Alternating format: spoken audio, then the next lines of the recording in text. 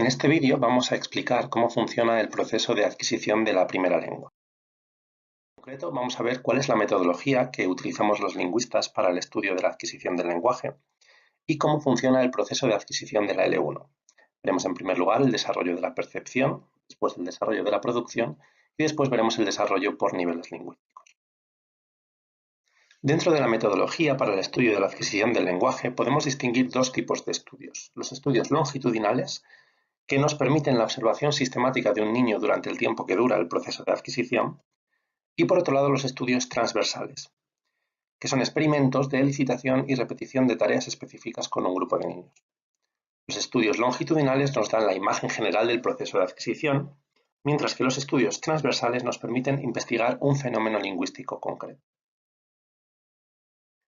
Dentro de los métodos para estudiar la percepción, los más frecuentes son los de habituación de sonidos, que se emplean sobre todo con bebés. Si ofrecemos a un bebé un estímulo como pa, pa, pa, pa, y pasado un tiempo vemos que el bebé se aburre, pero cambiamos el estímulo a ba, ba, ba, y el bebé vuelve a prestar atención, entendemos que el bebé es capaz de distinguir entre el sonido pa y el sonido ba. ¿Cuáles son estos métodos para estudiar la percepción?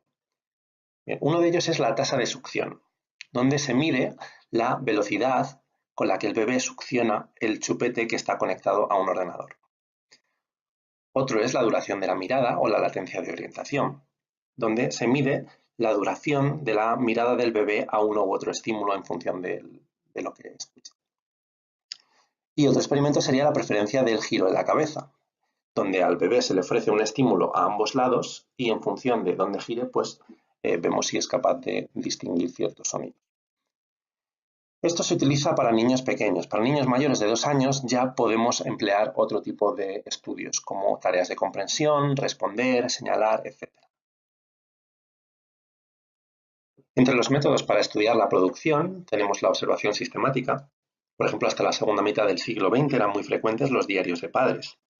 Hoy en día tenemos una base de datos muy completa que es Childress, que recoge transcripciones, audios y vídeos de producciones lingüísticas de niños de múltiples edades y en diferentes lenguas. Similar es la base de datos Fontbank, remitida sobre todo a la fonología. Y también tenemos inventarios para padres, donde los padres pueden completar y responder a una serie de preguntas para ver la evolución lingüística de sus hijos. Uno de ellos es el inventario de desarrollo comunicativo MacArthur. Por otro lado, también entre los estudios para estudiar la producción tenemos experimentos dirigidos, que se suelen emplear con niños más mayores. Estos experimentos permiten provocar la producción o la repetición o imitación de algunos fenómenos lingüísticos. Uno de los más famosos es el WAG test, diseñado por Jane Berko en 1958, donde se le presentaba a los niños una imagen y se les decía "This is a WAG", esto es un WAG, y los niños después recibían este estímulo, donde se les decía "ahora hay dos WAGs", ¿no? Y de esta manera pues, se permitía averiguar si el niño era capaz de producir esa regla morfológica de la creación del plural. Otros experimentos dirigidos serían las técnicas de priming para habituar a los niños a un tipo de construcción. Por ejemplo, si se les ofrece una serie de estímulos con la construcción sujeto-verbo-objeto, como mamá come pan, papá bebe agua, pues estamos, digamos, motivando que el niño construya secuencias de esta estructura sujeto-verbo-objeto, como un nene quiere balón. También podemos emplear test de gramaticalidad, con tareas de imitación o transformación provocada, donde se le ofrece al niño una serie de estímulos y el niño tiene que decidir si son gramaticales o no, si le suenan gramaticales o no, señalando, por ejemplo, una carita verde si le suena bien, le suena gramatical, una carita roja si no le suena bien, en ese caso sería agramatical, o si duda.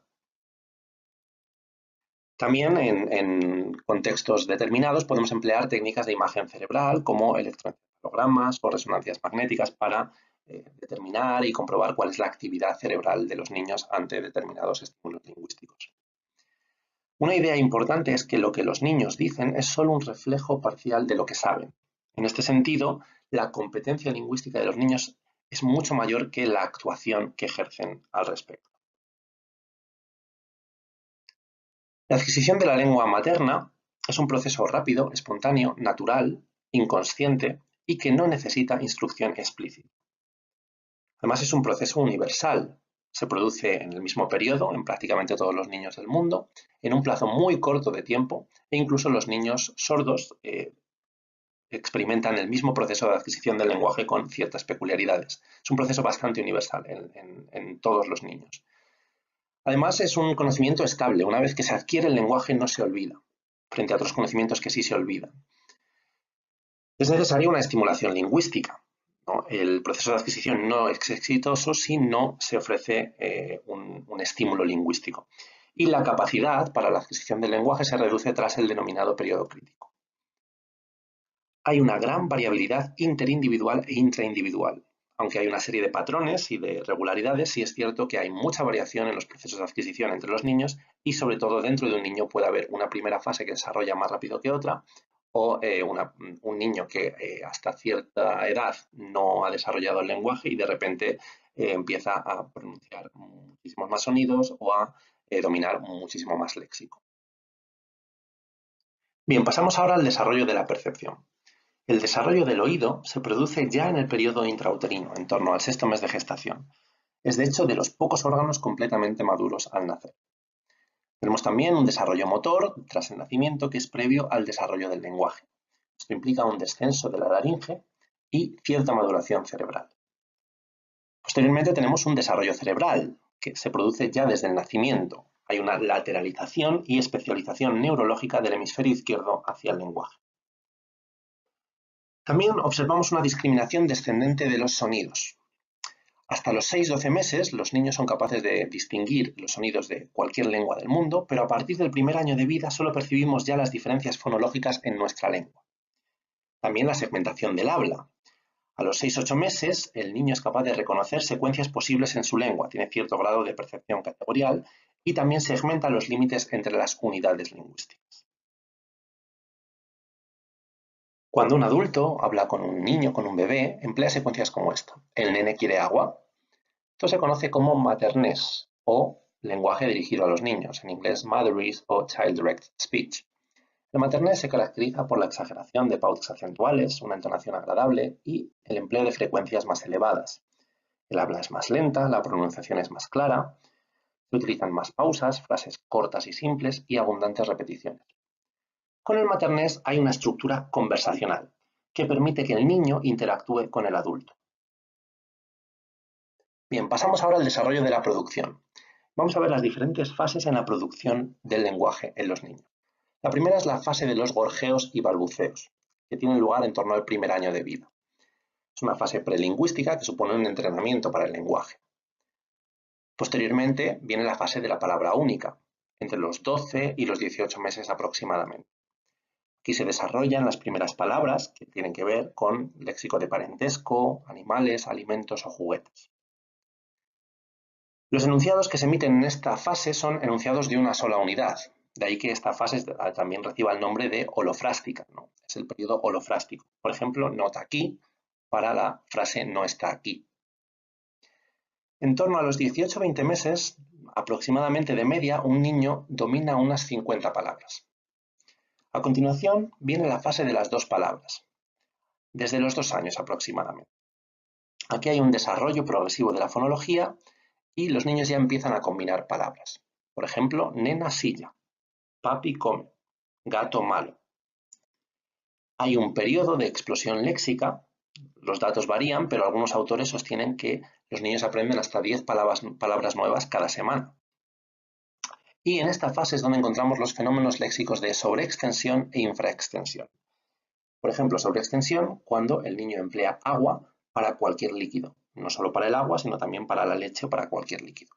Y el proceso léxico contrario que es el de infraextensión, por ejemplo, cuando utiliza animal para solo los mamíferos.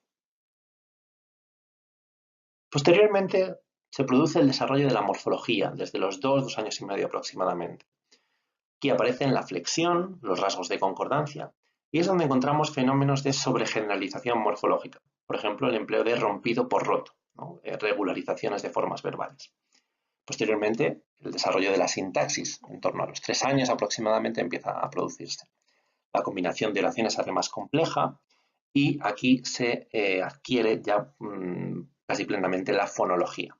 En torno a los 3 años, por tanto, hay un desarrollo aceptable del lenguaje en los niños. Algunos procesos, por supuesto, se extienden más en el tiempo, hasta los 6-7 años. Y conviene recordar que hay una gran variabilidad interindividual. Estas son fases generales, pero pueden variar en función de cada niño. Bien, aquí tenemos una conversación real, registrada por Brain en 1971, entre un niño y un padre. El niño dice, "Want other spoon, Daddy?" You mean you want the other spoon? Yes, I want other one spoon, Daddy. Can you say the other spoon? Other. One spoon. Say other. Other. Spoon. Spoon. Other spoon. Other spoon. Now give me other one spoon. Bien, esta conversación demuestra que muchas veces los intentos de corrección de los padres a los niños cuando adquieren el lenguaje no tienen los efectos esperados. Es lo mismo con las regularizaciones de verbos, ¿no? Es muy habitual que los niños más pequeños pues generen formas regulares de verbos irregulares. En el caso de mamá, donde poniste mi osito, que posteriormente ya se aprenden, digamos, las formas irregulares, mamá, donde pusiste mi muñeco. Pasamos ahora al desarrollo por niveles. En primer lugar, el desarrollo del nivel fónico. Hay un orden de adquisición de los sonidos en la L1, en la lengua materna. Se adquieren antes las vocales que las consonantes. Se adquieren antes también las consonantes oclusivas que el resto de consonantes. Por ejemplo, consonantes como t o t, la P y la T, digamos, se adquieren antes que consonantes como s o z. De ahí que muchos de los primeros sonidos de los niños sean combinaciones de oclusivas y vocales, como pa, pa, ta, ta.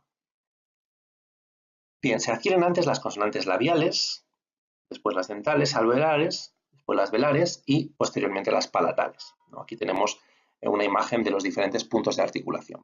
Las consonantes labiales, como la P o la M, se adquieren antes generalmente que las dentales, como la T o la L, y en general antes que las velares, como la K o la G, K, Ga, y las palatales como Ch.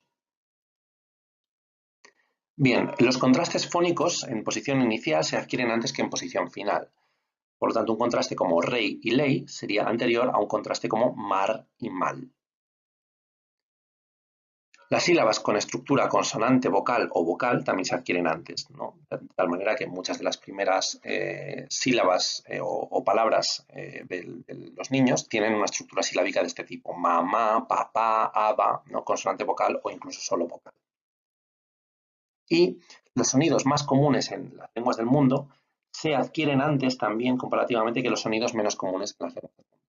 Por ejemplo, estos sonidos que tenemos aquí, sonidos oclusivos como t o la m, o los sonidos vocálicos a, i, u, se adquieren antes que otros sonidos que son menos comunes. Un sonido como, por ejemplo, la interdental fricativa sorda, el primero de los fonemas que tenemos aquí, o las vibrantes, r, o los sonidos glotales aspirados, ja, o la e y la o, que son vocales medias, que algunas lenguas no tienen, o incluso vocales como y, que son vocales anteriores no redondeadas, ¿no? Los sonidos que son más comunes en las lenguas del mundo también son los que se adquieren antes en los niños.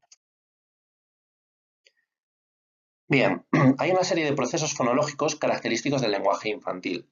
Uno de ellos es la elisión, es decir, la eliminación de sonidos. Por ejemplo, ten en vez de tren, o pátano en vez de plátano, tortuga en vez de tortuga, ame en vez de dame, lu por luz, buja por bruja. Otro proceso es la asimilación, es decir, un sonido que, digamos, influye sobre otro. Por ejemplo, name en vez de dame, o gato por gato, leló por reloj. La sustitución es otro proceso, el intercambio, el cambio de un sonido por otro. Por ejemplo, piátano en vez de plátano, tero en vez de quiero, poca en vez de foca, pello en vez de perro, pello en vez de perro también. Bien, en cuanto al nivel léxico-semántico, hemos dicho antes que en torno a los 18 meses, al año y medio, el niño suele dominar unas 50 palabras. Estas palabras suelen ser siempre de los mismos campos semánticos, ¿no? Son entidades, por ejemplo, las personas más cercanas al niño, papá, mamá, bebé, el propio niño. Palabras del ámbito de la comida, la bebida, leche, agua, galletas, pan, manzana. Por supuesto, los animales, perro, gato, caballo. La ropa, zapatos, pijama. Juguetes, pelota, lego, muñecos. Vehículos, coche, camión, otras palabras como biberón o libro. En cuanto a las propiedades, algunas de las propiedades en forma de adjetivos, como caliente, sucio, en forma de adverbios, más, aquí, allí. Bien, algunas acciones, arriba, sentarse, ver, comer, ir, y palabras del ámbito del entorno social, ¿no? Hola, adiós, sí, no, por favor, gracias, etc. Bien, vamos a comprobar ahora los datos que algunos autores dan para ver la progresión en la adquisición del léxico. O'Grady en el 2005 da estos datos. Con 18 meses el niño domina unas 50 palabras. Después adquiere una media de 10 palabras al día y a los 6 años es capaz de tener un léxico de unas 14.000 palabras.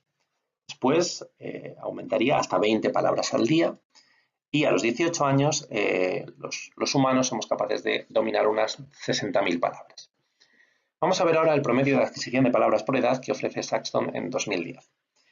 Aquí vemos la franja de edad y las palabras por día. Entre el año y 4 meses, unas 0,3 palabras. Entre el año y 4 meses, año y 11 meses, 0,8. Un año y 11 meses, 2 años y 6 meses, 1,6 palabras. 2 años y 6 meses hasta los 6 años, 3,6. De 6 a 8 años, 6,6 palabras. Entre los 8 y los 10 años, 12,1 palabras al día. Y entre los 10 y los 17 años, unas 7,8. Bien, algunos procesos léxico-semánticos que ya hemos visto son, por ejemplo, la sobreextensión. El significado que el niño asigna a la palabra es más general que el significado del adulto. Por ejemplo, cuando el niño utiliza papá, no solo para referirse a papá, sino para cualquier hombre adulto. El proceso contrario es la infraextensión. El significado que el niño asigna a la palabra es más restrictivo que el significado del adulto. Por ejemplo, perro solo para los perros de una determinada raza. Bien, en cuanto al desarrollo del nivel morfológico, primero el niño produce palabras en sus formas simples, sin flexión. Por ejemplo, nene jugar. Después ya va adquiriendo los morfemas flexivos. Nene juega, nene ha jugado. Suele haber un orden en la adquisición de la flexión. Siempre se adquiere primero el presente, luego el pretérito perfecto, luego la perífrasis irá más infinitivo, después el imperfecto, después el indefinido y finalmente el futuro simple. Aquí es donde se producen los fenómenos que hemos visto antes de sobregeneralización. Por ejemplo, rompido por roto, sabo por sé, cabo por quepo. Bien, posteriormente ya se aprenden las formas irregulares, roto, sé y quepo. En cuanto al nivel sintáctico, distinguimos primero la fase holofrástica que decíamos antes, ¿no? La fase de una sola palabra, la palabra única. Por ejemplo, aba puede significar quiero agua, pero también hay agua en el suelo o está lloviendo. Hay una sola palabra y recibe diferentes interpretaciones sintácticas.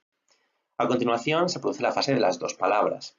Por ejemplo, nene tete, para el niño quiere el chupete. Pelota caca, la pelota está sucia. Aquí ya vemos una sintaxis básica. Ten mío, el tren es mío. Posteriormente, la fase telegráfica ya implica un desarrollo posterior de la sintaxis. Me ha comprado un zapato, me ha comprado un zapato. Mamá se ha ido a trabajo, mamá se ha ido al trabajo. Ya vemos, digamos, mayor complejidad sintáctica. Y posteriormente se produce la fase de expansión, una expansión sintáctica, hasta llegar a las producciones como vamos a jugar con los muñecos o a qué jugamos, Tito, ¿no? Con una sintaxis ya más elaborada. Y por último, el nivel pragmático, el desarrollo del nivel pragmático, que implica cómo usar la lengua de manera adecuada e interactiva en cada situación concreta de la comunicación. Observamos una cooperación e interpretación de las intenciones ya desde la fase preverbal, un manejo de la alternancia de turnos en la conversación, a la que contribuye, como hemos visto antes, el maternés, y la interpretación de ciertas implicaturas, sentidos no literales o ironías que se produce ya posteriormente en el desarrollo lingüístico de los niños.